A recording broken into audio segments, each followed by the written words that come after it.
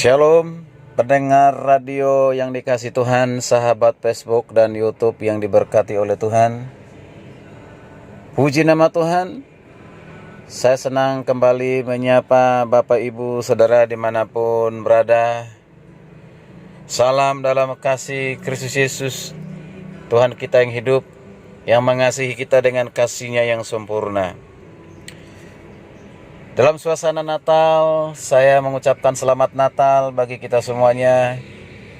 Kiranya di suasana Natal ini kita tetap semangat menjalani kehidupan kita sekalipun merayakan Natal dalam suasana yang berbeda di tahun-tahun sebelumnya. Karena hari ini masih tetap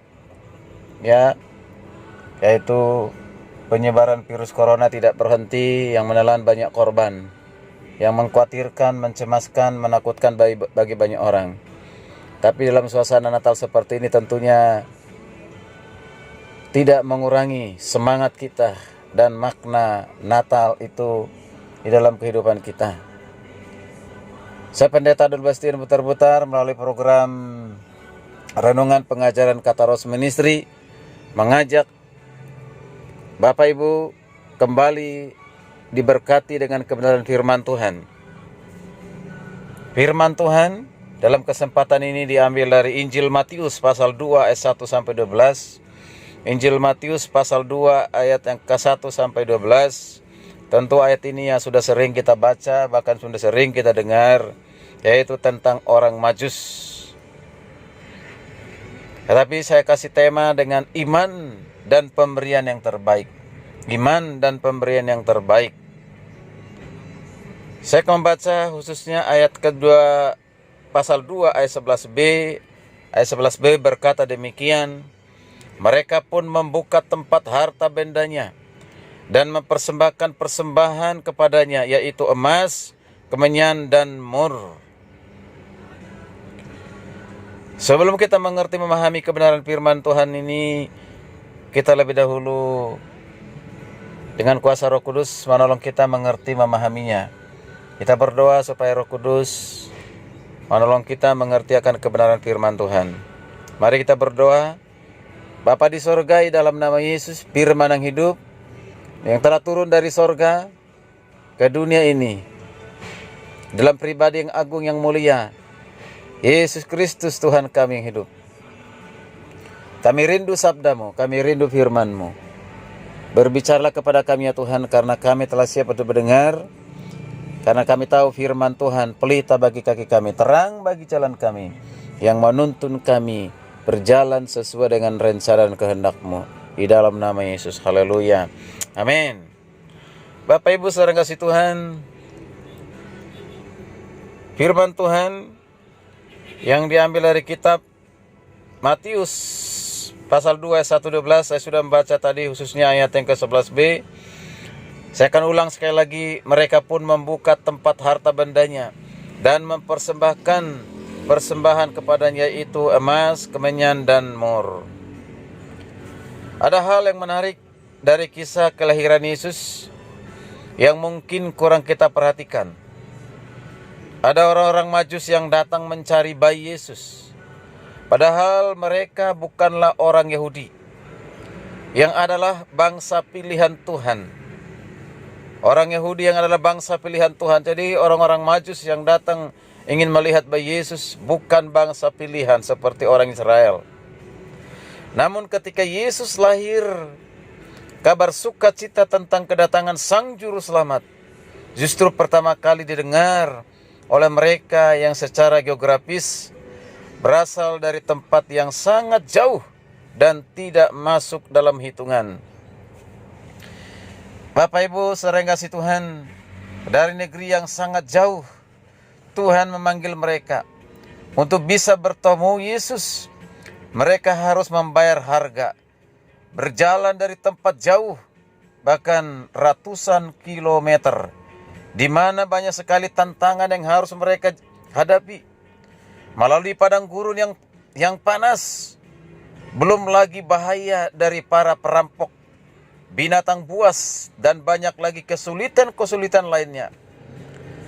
Namun di sini kita melihat ketekunan dan pengorbanan mereka demi melihat dan menyembah bayi Yesus, Raja orang Yahudi yang baru dilahirkan itu.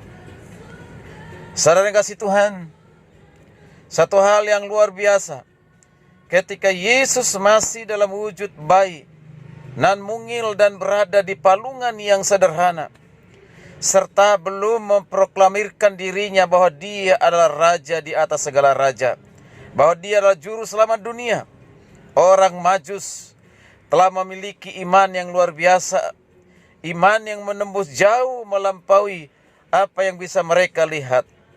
Iman mereka adalah iman yang hidup, di mana mereka sangat percaya kepada satu pribadi, yaitu Yesus Kristus, sekalipun secara manusia sulit dipahami oleh akal dan pikiran manusia yang terbatas karena kesederhanaan bayi yang lahir itu. Nah, saudara kasih Tuhan, orang-orang Majus adalah gambaran bagaimana Tuhan memilih dan memanggil seseorang sebagai umat pilihannya.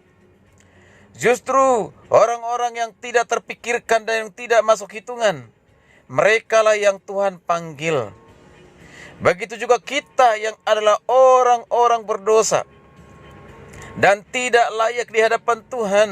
Oleh karena anugerahnya kita dipanggil dan diselamatkannya. Bagaimana respon kita terhadap panggilan Tuhan ini? Orang-orang Majus saat dipanggil oleh Tuhan taat dan mau melangkah sekalipun banyak rintangan, banyak tantangan dan pengorbanan. Bahkan setelah bertemu bayi Yesus, mereka menyembah Dia, menyembah Yesus, memberikan yang terbaik bagi Tuhan, memberikan yang terbaik bagi Yesus. Bagaimana dengan kita? Apakah kita sudah memberikan yang terbaik bagi Tuhan Yesus? Apakah kita telah mempersembahkan tubuh, jiwa, roh kita, mempersembahkan yang terbaik hidup ini bagi Kristus? Mari kita introspeksi diri. Apakah selama ini kita sudah berikan yang terbaik bagi Kristus? Memberi yang terbaik bagi Kristus bukan berarti karena Yesus berkekurangan, Tuhan berkekurangan, tidak. Memberi yang terbaik bagi Kristus berarti memberikan yang terbaik bagi sesama kita, memberi yang terbaik bagi pelayanan pekerjaan Tuhan. Injil terus diberitakan oleh para penginjil, para hamba Tuhan, para pendeta. Mereka membutuhkan dukungan doa, mereka membutuhkan dukungan dana. Apakah kita sudah mengambil bagian di dalamnya? Injil terus harus diberitakan, kelahiran Yesus harus terus diberitakan, dikobarkan. Mari kita mendukung mereka dengan apa yang kita miliki. Kita harus belajar memberi yang terbaik. Jika kita punya waktu untuk pergi melayani, kita serahkan hidup kita untuk pergi melayani. Tubuh, jiwa, roh ini harus kita persembahkan untuk hormat kemuliaan bagi nama Tuhan. Seluruh hidup kita adalah untuk memuliakan nama Tuhan. Belajarlah memberi yang terbaik. Kita memberi karena kita sudah diberi. Kita memberi yang terbaik karena kita sudah menerima yang terbaik dari Tuhan. Kita menolong orang lain karena Tuhan telah menolong kita. Kita memberkati orang lain karena Tuhan telah memberkati kita. Lakukan itu semua karena Tuhan. Karena Tuhan. Dan demi kemuliaan nama Tuhan. Puji nama Tuhan. Kiranya renungan ini menjadi berkat, kekuatan bagi kita.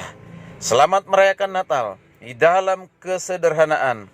Maknai Natal dengan memberi yang terbaik bagi sesama kita, terutama kepada yang seiman dengan kita. Tetaplah semangat menjalani hidup dan jangan lupa ikuti tetap protokol kesehatan. Memakai masker kemanapun saudara pergi, rajin mencuci tangan dan menjaga jarak. Immanuel, Tuhan menyertai kita sekalian. Haleluya, haleluya. Amin.